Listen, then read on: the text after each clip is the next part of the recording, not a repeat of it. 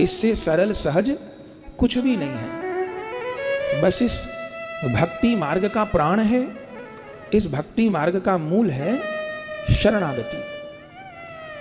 शरणागति बने तब तो क्या कहना। तो अवतार की चर्चा है। प्रथम 24 अवतारों को स्मरण किया गया है। वे 24 अवतार कौन कौन हैं? श्री भक्तमाल जी ने, नाभा गोस्वामी जी ने भी भक्तमाल जी के प्रथम छप्पे में 24 अवतारों को स्मरण किया है। कौन कौन? जय जय मीन वराह कमठ नरहरि बलि बामन परशुराम रघुवीर कृष्ण कीरति जग पावन बुद्ध कल्कि व्यास प्रथु हरि हंस मनवंतर यज्ञ ऋषभ हयग्रीव ध्रुव वरदैन धनवंतर बद्रीपति दत्त कपिल देव सनकादिक करुणा करो 24 रूप लीला रुचिर श्री अग्रदास पुर पद धरो। 24 अवतार कौन कौन? जय जय मीन वराह कमठ, कमठ माने कच्छप, कमठ नरहरि अर्थात नरसिंह, नरहरि बलिबामन परशुराम रघुवीर कृष्ण कीरति जग पावन बुद्ध कल्कि अरु व्यास। व्यास माने वेद व्यास जी, हमारे सारे पुराणों को प्रकट करने वाले, वेदों को लिपिबद्ध करने वाले श्री वेद व्यास जी भगवान का अवतार है। बुद्ध कल्कि अरु व्यास प्रथु, प्रथु भगवान, प्रथु हरि। हरि भगवान कौन? जो कि गजेंद्र की पुकार पर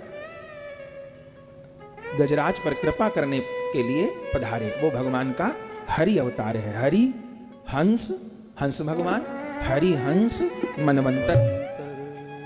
और यज्ञ, यज्ञ भगवान मनु जी की 3 कन्या आकुति देवहूति प्रसूति। आकुति जी का विवाह रुचि नामक प्रजापति से हुआ, तो उनके यहाँ भगवान यज्ञ रूप में अवतार लिए। और यज्ञ भगवान का विवाह हुआ दक्षिणा देवी से।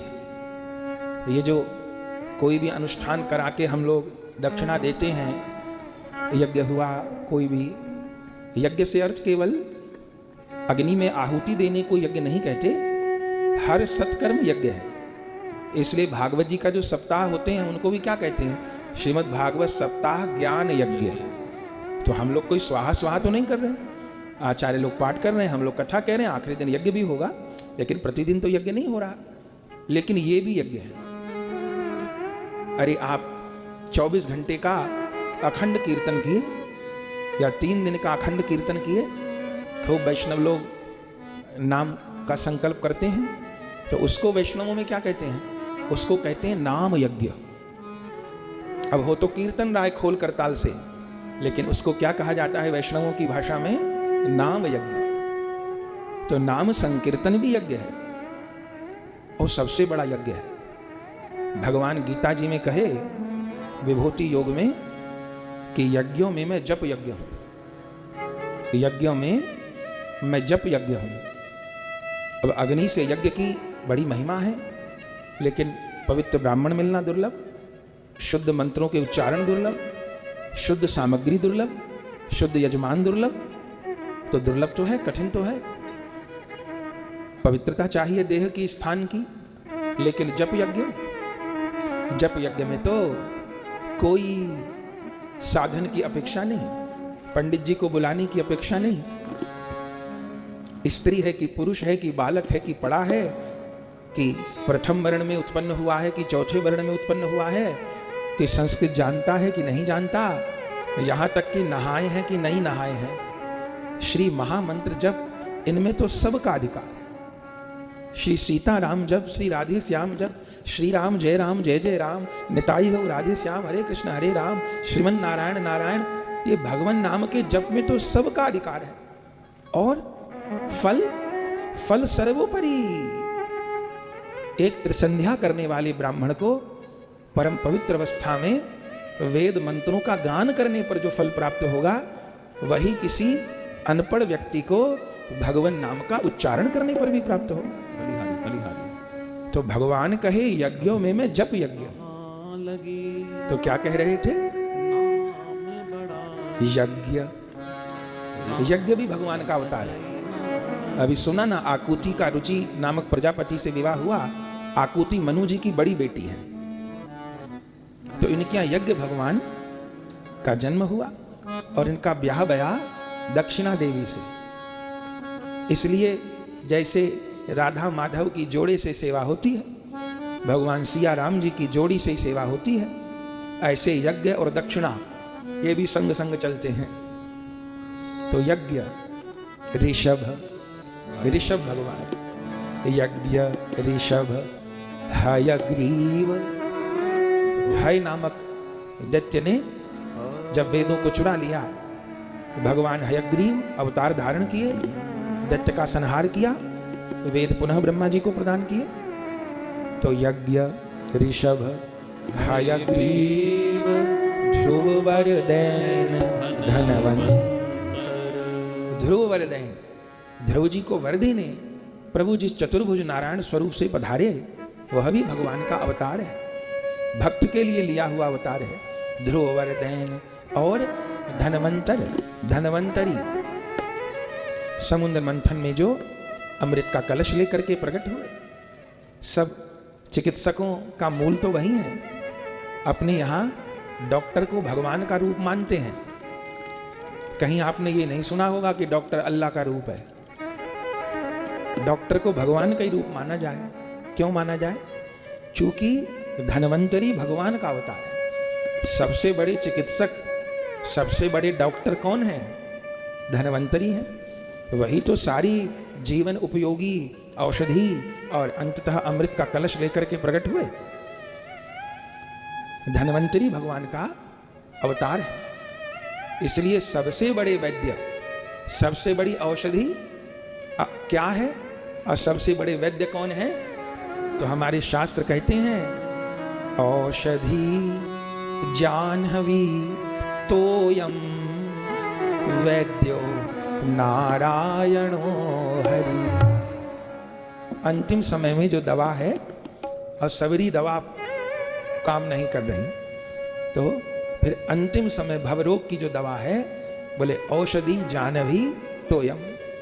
अब गंगा जल मुख में दीजिए, औषधि जाह्नवी तोयम और वैद्यो नारायणो हरि। मीराबाई तो बहुत सुंदर कहती हैं दर्द की मारी वन वन डोलूं और वैद मिला नहीं कोई। मीराबाई कहती हैं कि जन्म बीत गए और मुझको कोई वैद्य ही नहीं मिल पाया, मेरे रोग का पूरी तरह से शमन ही नहीं हो पा रहा। तो उनको कहा किसी ने कि आप तो इतने बड़े राजा की बेटी हो, अरे वैद्य बुलाए जाएं तो वैद्यों की जमात लग जाएगी। वो तो राजा की बेटी हैं और राजाओं के घराने में ब्याही गई हैं, वो गरीब की बेटी थोड़ी हैं। लेकिन कहती हैं कि दर्द की मारी बन बन डोलूं वैद्य मिला नहीं कोई। तो बोले आपको कौन वैद्य चाहिए?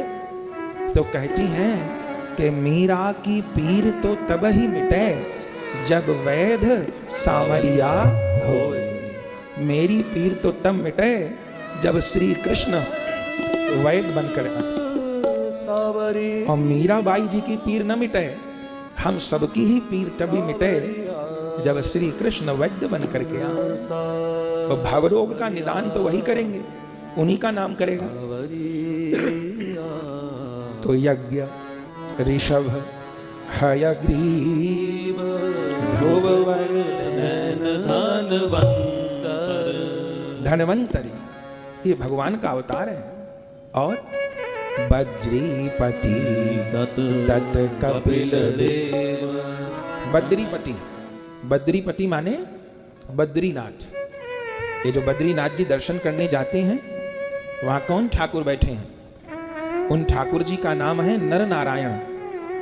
तो आप कहेंगे कि बद्रीपति उनको क्यों कहते हैं, बद्रीनाथ क्यों कहते हैं? बद्री माने होता है बेर। तो जैसे श्याम सुंदर को वृंदावन बिहारी कहते हैं क्योंकि वो वृंदा के वन में विहार करते हैं, ऐसे नर नारायण को बद्रीनाथ कहते हैं क्योंकि वो बद्री के वन में माने बेर के वन में विराजते हैं। इसलिए न तो ठाकुर जी का नाम तो वहां नर नारायण है, एक नर पर्वत है, एक नारायण पर्वत है। 24 अवतार में ये नर नारायण भी भगवान का अवतार है। कहां जन्म हुआ? इनके पिता का नाम है धर्म और इनकी माता का नाम है मूर्ति। जो मनु जी की छोटी बेटी है प्रसूति, उनका विवाह हुआ दक्ष प्रजापति से, तो उनके यहां 16 कन्याओं का जन्म हुआ था, जिनमें 13 कन्याएं धर्म को ब्याही गई थी। उनमें 13वीं कन्या थी मूर्ति। उनके यहां नर नारायण पुत्र रूप में प्रकट हुए और उस सहस्त्र कवची दैत्य का उद्धार किया। तो बद्रीपति दत्त, दत्त भगवान कौन है? दत्त भगवान माने दत्तात्रेय। अब कोई हरिभक्त बताइए कि दत्तात्रेय जी किसके पुत्र हैं? मैया बाबा का नाम बताओ। कोई जगन्नाथ रथ यात्रा समिति में से बताओ। दत्तात्रेय भगवान किसके पुत्र हैं? माता पिता में से किसी एक का नाम बता दीजिए या दोनों का बता दो तो बहुत ही अच्छा हो जाए। हाँ, अनुसुईया जी। अनुसुईया जी और पिताजी का क्या नाम है? अत्रि जी। अत्रि जी और अनुसुईया जी, इनका चरित्र भी है। अब सब अवतारों की कथा कहने लग जाओ तो फिर कन्हैया कैसे आवे? इसलिए सबको स्मरण प्रणाम, जैसे समय की संभावना वैसे चलना होता है। दत्तात्रेय जी का भी प्राकट्य है। ये किनके पुत्र हैं? अनुसुईया जी के। अब ये और बता दीजिए कि अनुसुईया जी किसकी बेटी हैं? अनुसुईया जी की मैया का नाम है देवहूति। अनुसुईया जी के पिताजी का नाम है करदम जी। और देवहूति किनकी बेटी है? मनु जी। सृष्टि के प्रथम पुरुष स्वयंभू मनु अरु शतरूपा जिनते भय नर सृष्टि अनुपा।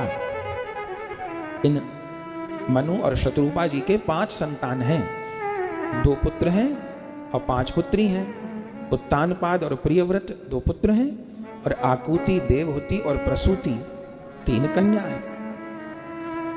उनमें जो आकुति हैं वो रुचि प्रजापति को ब्याही गई। अभी सुना, यज्ञ भगवान जन्म लिए। दक्षिणा देवी से विवाह हुआ। इन यज्ञ भगवान के यहाँ 11 पुत्रों का जन्म हुआ। और जो प्रसूति हैं वो प्रजापति दक्ष को ब्याही गई और जो देवहूति जी हैं वे करदम जी को ब्याही गई। उन देवहूति जी की 9 कन्याएं हैं, जिनमें एक कन्या है अनुसुईया जी। इन अनुसुईया जी का विवाह हुआ अत्रि जी से। अनुसुईया माने क्या होता है? अनुसुईया माने क्या होता है? कोई बताए? असूया माने होता है द्वेष। असूया माने होता है द्वेष, किसी को देख के जलना, कुड़ना, असूया। अनुसुईया किसको कहते हैं? जिसके हृदय में कभी भी किसी के भी प्रति द्वेष ना हो, उसको अनुसुईया कहते हैं। और इन अनुसुईया जी का विवाह हुआ अत्रि जी से। ये अत्रि शब्द भी कितना पवित्र है। अत्रि माने क्या होता है? जिनमें त्रि नहीं है। त्रि क्या है? बोले 3 ताप ही त्रि हैं। 3 ताप क्या क्या है? दैहिक, दैविक, भौतिक, तापा। राम राज नहीं काहू ही व्यापा। दूसरा 3 गुण है, सात्विक, राजसिक और तामसिक। अनेक बार भाई बहन पूछते हैं कि महाराज कभी तो भजन में बहुत मन लगता है, माला बहुत अच्छे से होगी और मन बहुत प्रसन्न होगा, भजन भक्ति करने का खूब मन होगा। किसी दिन ऐसा हो जाएगा कि माला को उठाने का मन नहीं होगा, एकदम रूखा सूखा मन हो जाएगा, भक्ति करने का मन नहीं होगा, खराब हो जाएगा। तो ऐसा क्यों होता है? ऐसा अनेक भक्त लोग पूछते हैं। इसका कारण यह है कि हम सबके भीतर 3 गुण रहते हैं, सात्विक, राजसिक और तामसिक। जब सतोगुण का समय रहता है तब मन बहुत अच्छा रहेगा, सत्संग में लगेगा, नाम जप में लगेगा, अच्छे विचार आएंगे। जब सतोगुण का पीरियड चल रहा होगा, और जब रजोगुण आ जाएगा तब फिर मन उड़ान भरेगा, पता नहीं कहाँ कहाँ की योजनाएं बना लेगा, उड़ान भरेगा। उस समय राग द्वेष भी प्रबल हो जाएंगे। और फिर जब तमोगुण आएगा तब फिर गलत दिशा में मन प्रेरित होगा। तो ये तीनों गुण सभी के भीतर रहते हैं।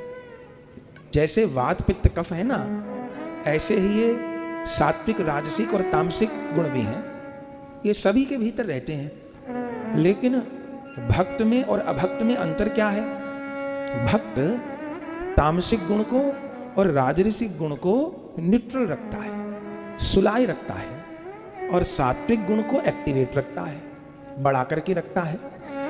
और जो अभक्त है, जो बहिर्मुख है, जो दुष्ट है, वो उसके भीतर भी सतोगुण होता है, ऐसा कोई नहीं। लेकिन जो बहिर्मुख है वो अपने सतोगुण को न्यूट्रल रखता है, सुलाए रखता है, और रजोगुण और तमोगुण उसके जीवन में एक्टिवेट रहते हैं, जागृत रहते हैं। तो उसी प्रकार उसका जीवन चलता है।